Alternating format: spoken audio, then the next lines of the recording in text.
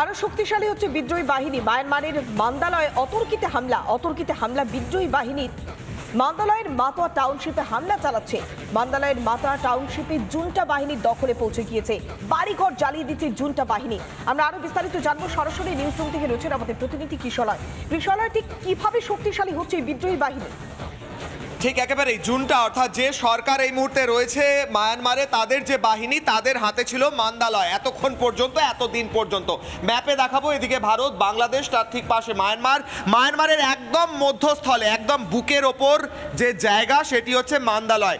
সেই মান্দালয়ের মাতায়া টাউন যে জায়গা রয়েছে, সেই জায়গায় এই দেখো মান্দালয় স্পষ্ট ভাষায় লেখা রয়েছে। সেই এই যে মাদায়া টাউনশিপ, এই জায়গায় কিন্তু পরপর হামলা চালাচ্ছে বিদ্রোহীরা।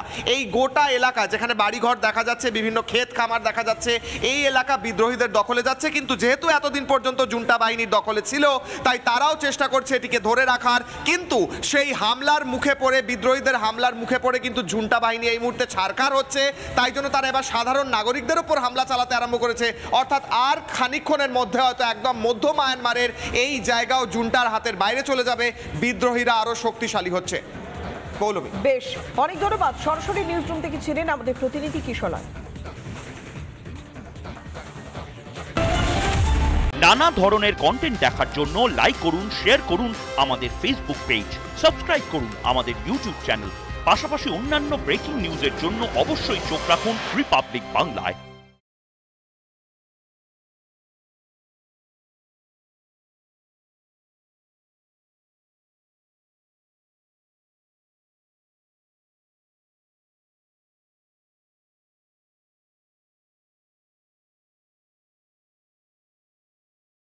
নানা ধরনের কন্টেন্ট দেখার জন্য লাইক করুন, শেয়ার করুন আমাদের ফেসবুক পেজ, সাবস্ক্রাইব করুন আমাদের ইউটিউব চ্যানেল।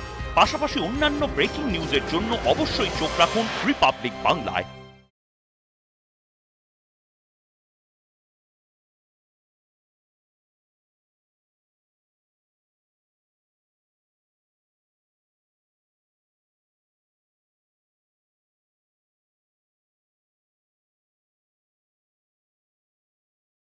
নানা ধরনের কন্টেন্ট দেখার জন্য লাইক করুন, শেয়ার করুন আমাদের ফেসবুক পেজ, সাবস্ক্রাইব করুন আমাদের ইউটিউব চ্যানেল।